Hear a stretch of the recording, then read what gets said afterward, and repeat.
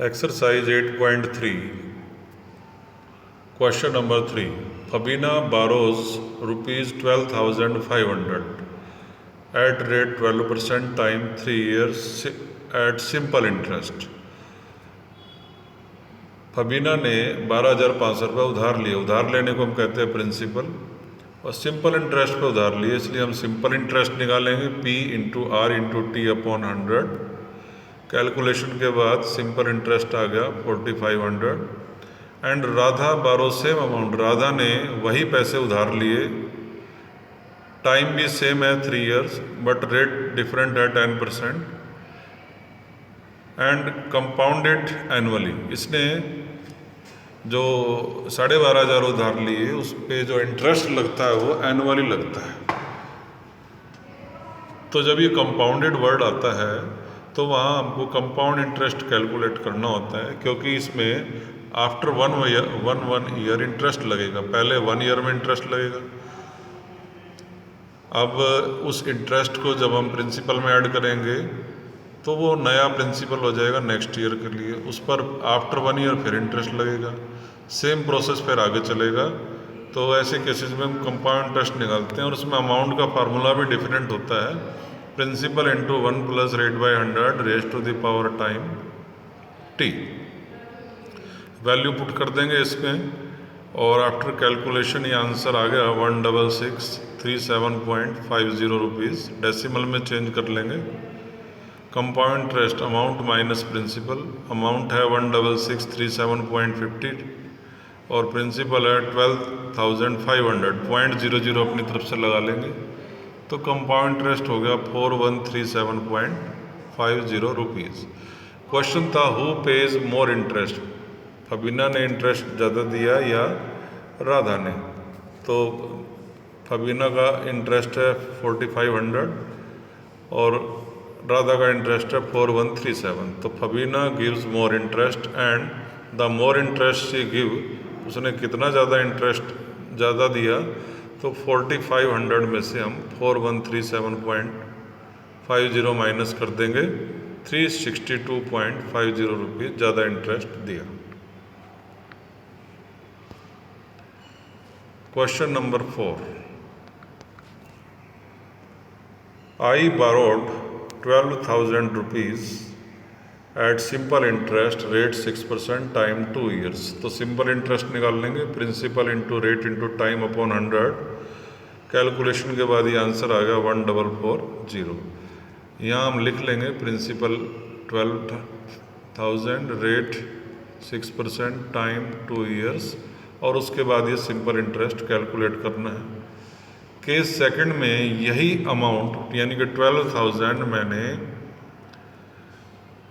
Compounded annually और compound interest find करना है। इसमें हम कंपाउंडेड एनुअली का मतलब आफ्टर 1 ईयर इंटरेस्ट लगेगा और उसके बाद इंटरेस्ट पर फिर इंटरेस्ट लगेगा, ये होता है कंपाउंडेड का मीनिंग। तो ऐसे केसेस में अमाउंट का फार्मूला भी डिफरेंट होता है। Principal into 1 plus rate by 100 time 2, 6/100 2, दोनों को 2 से डिवाइड कर देंगे, 3/50, 50 को 1 से मल्टीप्लाई करेंगे 50 में 3 ऐड कर देंगे 53/50, 2 टाइम्स लिख लेंगे, पावर 2 है।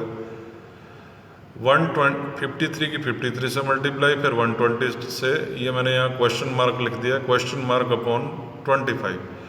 इस क्वेश्चन मार्क में यहाँ पर जो भी इनकी मल्टीप्लाई होगी लिख देंगे और उसको 25 से डिवाइड करके यहाँ डैश रुपीज़ आंसर आ जाएगा। डैश को ये आप फिलअप कर लेंगे, कितना आंसर आएगा ये आपने फाइंड करना है। कंपाउंड इंटरेस्ट निकालेंगे, अमाउंट माइनस प्रिंसिपल। यहाँ जो भी अमाउंट आई होगी उसमें से प्रिंसिपल 1200 माइनस कर देंगे तो ये कंपाउंड इंटरेस्ट आ जाएगा।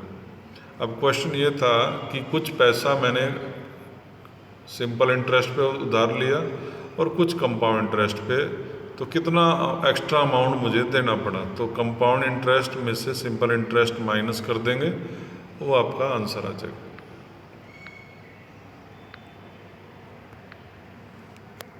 क्वेश्चन नंबर 5, इसमें प्रिंसिपल है 6,000 रुपीज़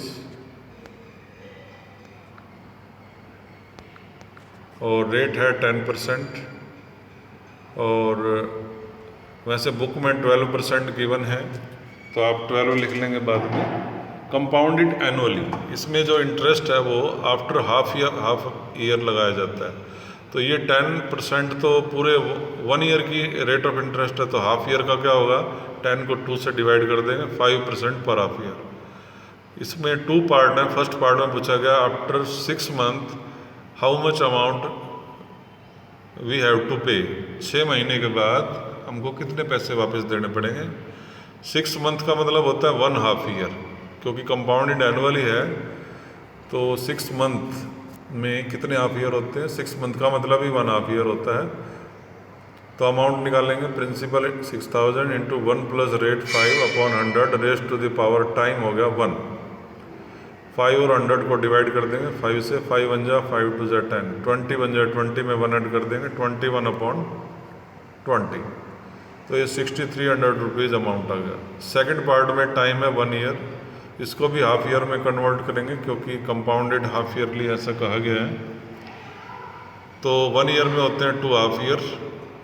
अमाउंट निकाल लेंगे 6000 into 1 plus rate by 100, 5/100 time 2, 5 बन जा 5 2 जा 20 बन जा 20, उसमें 1 ऐड कर देंगे 21/20।